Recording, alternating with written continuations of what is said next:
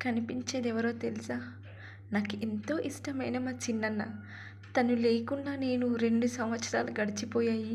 మూడో సంవత్సరం అవుతుంది. ఈరోజు ప్రేమికుల రోజు అంటారు కదా!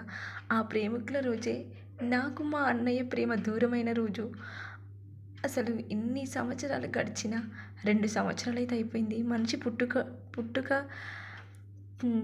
మరణాలు ఈ 2 అసలు పుట్టడమే ఆలస్యం, చనిపోవడే ఆలస్యం. ఎందుకంటే రోజులు గడిచిపోతూనే ఉంటాయి. కానీ ఒక్కొక్కరి జ్ఞాపకాలు తలుచుకుంటూ బ్రతికేయడం అసలు చాలా కష్టమైన పని. ఎందుకంటే వాళ్ళ నుండి మనం బ్రతకలేం కదా! ఎందుకంటే ఒక్కొక్క మూమెంట్ ఒక్కొక్కటి గుర్తుకొస్తా ఉంటాది. అన్న, చెల్లెల బంధం అంటే చెప్పలేనిది కదా! అన్న చెల్లెలనే కాదు, అక్క చెల్లెలైనా సరే, అమ్మ నాన్న అయినా సరే, అన్నదమ్ములైనా సరే, ఏ బంధమైనా అసలు ఏ బంధం దూరమైనా తట్టుకొని బ్రతకడం చాలా కష్టమండి. ఎందుకంటే 2 సంవత్సరాలు మా అన్నయ్య లేకుండా, మా అన్నయ్యతో మాట్లాడకుండా, ఆయనకి రాఖీ కట్టకుండా 2 సంవత్సరాలైతే అయిపోయింది. ఇంకా ఆయన ఫోన్ కాల్ కోసం ఎదురు చూడాలనే మా అన్నయ్య ఫోన్ చేశాడు కావచ్చు అనే ఆలోచన కూడా లేదు.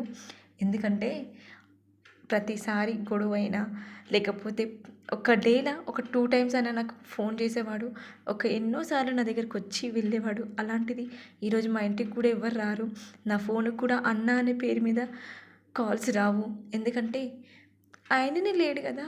ఆయననే లేనప్పుడు నాకంటూ ఎవరు చేస్తారు చెప్పండి?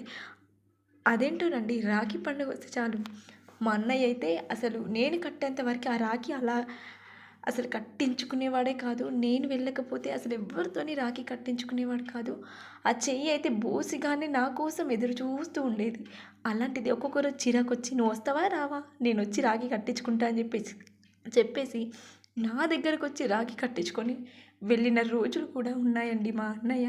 అలాంటిది ఈరోజు నాకు రాఖీ కట్టడానికి ఎందుకు రాలేదు అని ఫైట్ చేసేవాళ్ళు కూడా ఎవ్వరు లేరు.